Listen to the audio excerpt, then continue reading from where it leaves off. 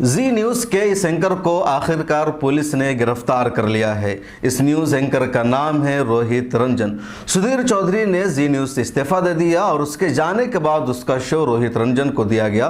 रोहित रंजन ने आते ही fake news को फैलाना शुरू कर दिया, या कह लीजिए जी न्यूज़ का जो एजेंडा है कि बीजेपी और आरएसएस की आइडियोलॉजी को बढ़ाने के लिए या उसको फ़ायदा पहुँचाने के लिए झूठी खबरें शाये करना, फेक न्यूज़ बताना, वैसा ही इसने मामला शुरू कर दिया आने के फौरन बाद। और आगाज किया राहुल गांधी से। राहुल गांधी का एक वीडियो था केरला के बारे में, वायनाड के बारे में, उसको इसने जोड़ दिया उदयपुर की घटना से। कांग्रेस वाले कहां इसको बर्दाश्त कर सकते हैं। और जब मामला राहुल गांधी पर आ जाए, क्योंकि कांग्रेस कुछ करे ना करे, कांग्रेस के वर्कर कार्यकर्ता राहुल गांधी की जात पर कोई आंच आ जाती है तो सड़कों पर उतर जाते हैं। और यहां भी ऐसा ही हुआ, जिस तरह जब ईडी राहुल गांधी से पूछताछ कर रही थी और कांग्रेस के वर्कर सड़कों पर आ गए थे, इस मामले में भी कांग्रेस के वर्कर ने लगातार एहतजाज करना शुरू कर दिया। इस चैनल यानी जी न्यूज़ के ऑफिस के बाहर नोएडा में भी जबरदस्त तरीके से कांग्रेस वर्करों ने एहतजाज करना शुरू कर दिया। जहां जहां कांग्रेस की सरकार है, जिन राज्यों में, वहां इसके खिलाफ केस दर्ज किया गया। राजस्थान में केस दर्ज किया गया, छत्तीसगढ़ में कई सारी दफात के तहत केस दर्ज किया गया। 153A 295 505 504 जैसी सेक्शन इस पर लगा दी गई और सब दफात में इसके तहत रोहित रंजन के खिलाफ केस दर्ज किया गया। मामला यहीं पर नहीं रुका, बल्कि कांग्रेस के लोगों ने कल ही प्रेस कॉन्फ्रेंस करके कह दिया। सुप्रिया श्रीनेट जो कांग्रेस की नेशनल स्पोक पर्सन है, उन्होंने भी प्रेस कॉन्फ्रेंस करके कहा कि गिरफ्तारी होगी और इसको बख्शा नहीं जाएगा, क्योंकि फेक न्यूज़ फैलाना इत्तेफाक नहीं है बल्कि जानबूझ करके ऐसा किया जा रहा है। दूसरी तरफ रोहित रंजन ने पहले ही दिन माफ़ी मांग ली थी। जैसे रोहित रंजन को लगा कि हमने गलत खबर चलाई है, मामला संगीन हो सकता है, इसने फेक न्यूज़ के सिलसिले में माफ़ी मांगी। पहले ट्विटर पर आकर माफ़ी मांगी। कांग्रेस के लोगों ने कहा कि ट्विटर पर माफ़ी मांगने से काम नहीं चलेगा। उसके बाद इसने एक शो करके माफ़ी मांगी। कांग्रेस के लोगों ने कहा इससे भी माफ़ी नहीं बात बनेगी। फिर इसने डीएनए के शो में माफ़ी मांगी और कहा हमसे गलत अंदाज में खबर चलाई गई थी, हम इसके लिए माफ़ी चाहते हैं, आइंदा ऐसा नहीं होगा। क्या कुछ है वो तफसील हम आगे बताएंगे, लेकिन इससे पहले कांग्रेस ने कह दिया था गिरफ्तारी होगी। चुनांचे आज सुबह सुबह यानी 5 जुलाई को सुबह सुबह नोएडा में इसके घर के बाहर छत्तीसगढ़ की पुलिस पहुंच गई और इसको गिरफ्तार करना चाह रही थी। छत्तीसगढ़ पुलिस ने यह भी कहा कि दिल्ली पुलिस या नोएडा पुलिस हमको गिरफ्तार करने नहीं दे रही है। दिल्ली पुलिस वहां नहीं थी, गाजियाबाद की जो पुलिस है वो इसे एक तरह से गिरफ्तार करने से रोक रही थी। दोनों पुलिस में यानी छत्तीसगढ़ पुलिस में और गाजियाबाद पुलिस में नोकझोंक भी हुई। ट्विटर पर विजुअल भी वायरल होने लगा। उसके बाद एक ट्वीट आया रोहित रंजन की तरफ से। घर में बैठते हुए रोहित रंजन ने ट्वीट किया, छत्तीसगढ़ की पुलिस विदाउट एनी नोटिस और इन्फॉर्मेशन के मुझे गिरफ्तार करने के लिए मेरे घर के बाहर मौजूद है। छत्तीसगढ़ पुलिस ने उसके जवाब में रिप्लाई दिया कि ये कोई कानून नहीं है, बल्कि तुम कोर्ट में जाकर के पेश करना कि तुम्हारी गिरफ्तारी सही है या नहीं है। हमारे पास गिरफ्तारी का मुकम्मल सबूत मौजूद है, हमारे पास कोर्ट का नोटिस भी मौजूद है, वारंट मौजूद है और कोई भी काम इलीगल नहीं हो रहा है। रोहित रंजन ने जो ट्वीट किया था, उस ट्वीट में उन्होंने उत्तर प्रदेश के chief minister Yogi Adityanath, Ghaziabad police और उत्तर प्रदेश के एडीजी लॉ को भी एक तरह से टैग कर दिया था, मेंशन किया था। बहरहाल खबर यही आ रही थी कि एक तरह से बहस हो रही है गाजियाबाद पुलिस में और छत्तीसगढ़ पुलिस में। छत्तीसगढ़ पुलिस रोहित रंजन को गिरफ्तार करना चाह रही थी और गाजियाबाद पुलिस रोहित रंजन को गिरफ्तार करने नहीं दे रही थी। तभी कुछ देर में खबर आती है कि नोएडा पुलिस ने रोहित रंजन को गिरफ्तार कर लिया है।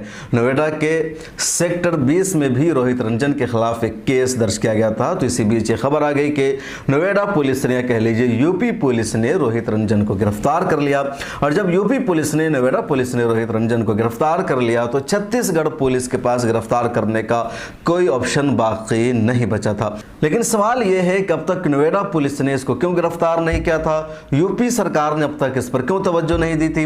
जब छत्तीसगढ़ की पुलिस आ गई, इसको गिरफ्तार करने पहुंच गई, तो यहाँ की लोकल पुलिस को, लोकल थाने को सपोर्ट करने के बजाय, कोऑपरेट करने के बजाय उसने एक तरह से उलझाने की कोशिश की और बाद में नोएडा पुलिस ने इसको अचानक से गिरफ्तार कर लिया। इसके पीछे का मकसद क्या है। सोशल मीडिया पर लोग लगातार कमेंट कर रहे हैं कि छत्तीसगढ़ पुलिस अगर गिरफ्तार करती तो इसको कोर्ट में पेश करती, इस पर सख्त सेक्शन लगाए गए थे, सख्त दफात लगाई गई थी और ये चाह रहा था कि हम छत्तीसगढ़ पुलिस के हवाले न किए जाए, उस वहां तक हमारी पहुंच न हो, उससे बच जाए। इसलिए इसने ट्वीट करके एक तरह से यूपी पुलिस को इन्फॉर्मेशन दिया था, यूपी सरकार को इसने इत्तला दी थी और यूपी सरकार ने एक तरह से बचाने के लिए, सेफ जोन में रखने के लिए नोएडा पुलिस के जरिए इसको गिरफ्तार करा लिया गया ताकि यहाँ इसकी अच्छी तरह खातिर तवाज़ो होगी, एक मुकम्मल मेहमानदारी होगी, कोई ज़्यादा इसके खिलाफ एक्शन नहीं लिया जाएगा, एक दो दिन में इसको बेल पर रिहा भी कर दिया जाएगा या थाने से इसको छोड़ दिया जाएगा।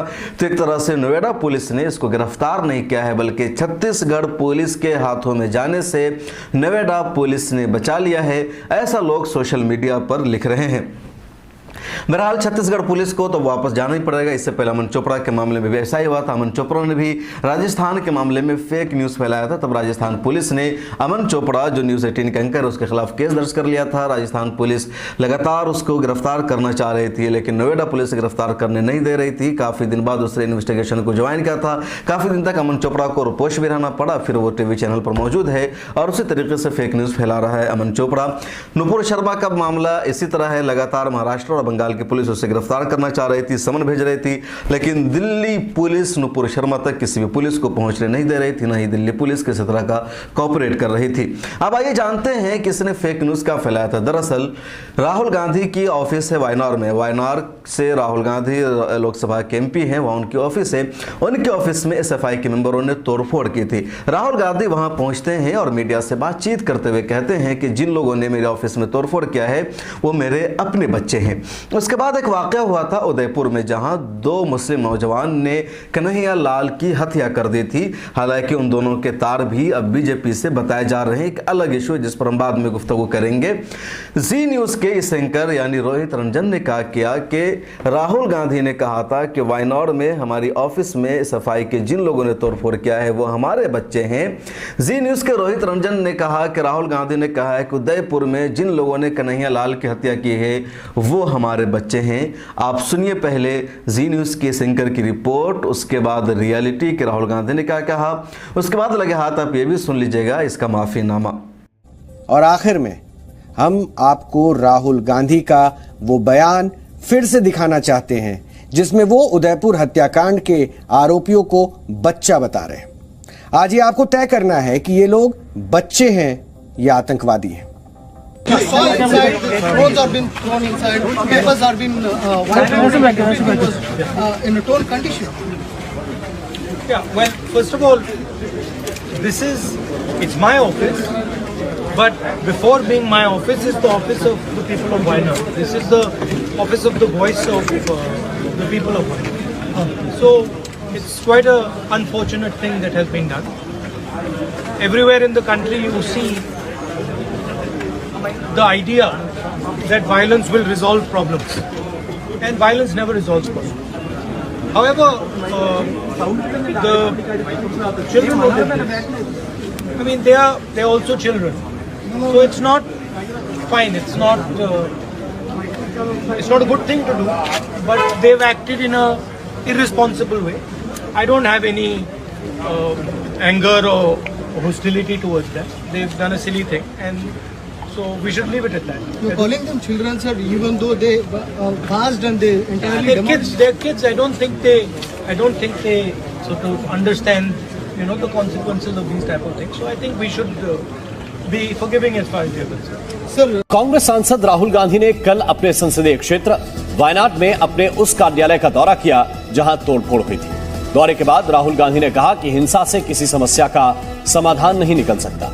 घटना को दुर्भाग्यपूर्ण बताते हुए उन्होंने कहा कि जो तोड़फोड़ में शामिल थे वो हमारे लिए बच्चों के समान ही है। ये खबर कल हमारे कार्यक्रम डीएनए में गलत संदर्भ में प्रसारित हो गई थी, जिसका हमें खेद है। तो आपने देखा पूरा मामला किसने किस तरीके से गलत खबर को गलत अंदाज में पेश किया, उसके बाद इसने माफ़ी मांगी, उसके बाद भी इसके खिलाफ केस दर्ज किया गया है। रियलिटी क्या है वो भी आपने देख लिया। इस मुद्दे पर चर्चा करते हुए अभिसार शर्मा का तस्करा करना भी जरूरी है। अभिसार शर्मा सोशल मीडिया पर या यूट्यूब पर बड़े पॉपुलर हैं, लाखों लोग उनकी वीडियोस को देखते हैं, सुनते हैं। पहले उन्होंने द लाइव टीवी के लिए काम किया, न्यूज़ क्लिक के लिए काम किया, अभी खुद का अपना यूट्यूब चैनल उन्होंने बना लिया है। लेकिन अभिसार शर्मा फेक न्यूज़ की खबर बता रहे थे रोहित रंजन की, और रोहित रंजन के फेक न्यूज़ की खबर बताते हुए अभिसार शर्मा ने खुद फेक न्यूज़ का सहारा ले लिया और ट्विटर पर बार बार याद दहानी कराने के बावजूद भी अभिसार शर्मा ने अभी तक अपना करेक्शन नहीं किया, खुद को करेक्ट नहीं किया है। आगे आप अभिसार शर्मा की वीडियो देखेगा। दरअसल अभिसार शर्मा इस पूरे मामले पर रिपोर्ट बना रहे थे और जी न्यूज़ के रोहित रंजन की धज्जियां उड़ा रहे थे कि इसने फेक न्यूज़ फैलाने का काम किया है, इसके खिलाफ केस दर्ज किया गया है, इसने माफ़ी मांग ली है, क्यों जी न्यूज़ को माफ़ी मांगनी पड़ी, क्या एजेंडा है। लेकिन जब इसने खबर की तफसील बताई तो इसने एसएफआई की जगह पीएफआई का नाम लिया और कहा कि पीएफआई जैसी संगठन के लोगों ने राहुल गांधी की ऑफिस में तोड़फोड़ किया था, पीएफआई इस तरह का काम करते रहती है, एक शिद्दत पसंद ऑर्गेनाइजेशन है। इस तरह के जुमले अभिसार शर्मा ने अपनी वीडियो में कहा। अब अभिसार शर्मा को यही नहीं पता कि एसएफआई कौन है और पीएफआई कौन है। एसएफआई एक तरह से सीपीएम की स्टूडेंट्स यूनियन है, उनके स्टूडेंट्स की ऑर्गेनाइजेशन है जिसके लोगों ने तोड़फोड़ किया था। पीएफआई एक अलग ऑर्गेनाइजेशन है जिसका उन दोनों से कोई ताल्लुक नहीं, बल्कि दोनों में इस तरह का मामला रहता है। अभिसार शर्मा ने पीएफआई का नाम लिया। जब ये मामला हुआ, अभिसार शर्मा की वीडियो सामने आई तो पॉपुलर फ्रंट ऑफ इंडिया के सेक्रेटरी जनरल अनीस अहमद ने ट्वीट किया और ट्वीट करके अभिसार शर्मा को इज्जत के तरीके के साथ कहा, महज़ब अंदाज में कहा कि अभिसार शर्मा पे एक मुअज़्ज़ज़ जर्नलिस्ट है, समझदार जर्नलिस्ट है और ये काम एसएफआई के लोगों ने किया है, पीएफआई ने नहीं किया है। इसके बावजूद आपने एसएफआई की जगह पीएफआई का नाम ले लिया है, आपको करेक्शन करना चाहिए। खुद मैंने भी इस वीडियो को शेयर करके ट्वीट किया, अभिसार शर्मा को मैंने टैग भी किया और कहा फेक न्यूज़ की खबर बताते हुए अभिसार शर्मा आपने खुद फेक न्यूज़ का सहारा ले लिया है और आपने पॉपुलर फ्रंट ऑफ इंडिया को कंडम कर दिया, जबकि ये काम दूसरी तंजीम ने किया है। आपको पढ़ करके अच्छी तरह से समझ करके पूरे मामले को जान करके स्टडी करके स्टोरी करनी चाहिए थी। आपने फटाफट देख करके स्टोरी कर दिया और एसएफआई की जगह आपने पीएफआई का नाम ले लिया है। लेकिन अभिसार शर्मा ने अभी तक अपनी गलती की सुधार नहीं की है, न ही उन्होंने ये कहा है कि मुझसे उस वीडियो में गलती हो गई थी। तो बहरहाल ये पूरा मामला है जो सच है। हमने आपको बताया है कि किस तरीके से फेक न्यूज़ को फैलाने में कई लोग मुलव्विस हैं और फेक न्यूज़ की खबर बताते हुए कई मरतबा कुछ अच्छे जर्नलिस्ट भी फेक न्यूज़ बता देते हैं, जैसे अभिसार शर्मा का मामला। हालांकि अभिसार शर्मा के चाहने वाले ट्विटर पर यह भी लिख रहे कि हो सकता है गलती से हो गया हो, तवज्जो नहीं दी गई होगी, एसएफआई की जगह पीएफआई कहा गया होगा। लेकिन ऐसा लगता है कि अभिसार शर्मा ने जानबूझकर पीएफआई का नाम लिया है या फिर उसको लगा होगा कि केरल में पीएफआई के लोग ही ऐसा कर सकते हैं, दूसरी तंजीमें या सीपीएम के लोग ऐसा नहीं कर सकते हैं। बहरहाल अभिसार शर्मा ने अभी तक इस पर माफ़ी नहीं मांगी है, न अपनी गलती की उसने इस्लाह की है कि मुझसे गलती हो गई थी। जी न्यूज़ के रोहित रंजन को गिरफ्तार कर लिया गया है। अब देखना यह है कि इसकी गिरफ्तारी कब तक रहती है, या जल्द इसको छोड़ दिया जाता है या छत्तीसगढ़ पुलिस को भी अपने यहाँ ले जाने का कोई मौका मिलता है। आपसे रिक्वेस्ट है कि मिल्लर टाइम्स को फाइनेंशियली सपोर्ट कीजिए, डिस्क्रिप्शन में लिंक मौजूद है। इसके अलावा एक और गुजारिश है कि मिल्लर टाइम्स के मोबाइल ऐप को डाउनलोड कीजिए और सोशल मीडिया पर ज़्यादा से ज़्यादा हमारी वीडियो को शेयर कीजिए। मिल्लर टाइम्स को आपकी ज़रूरत है, हमारी आप माली मदद करें।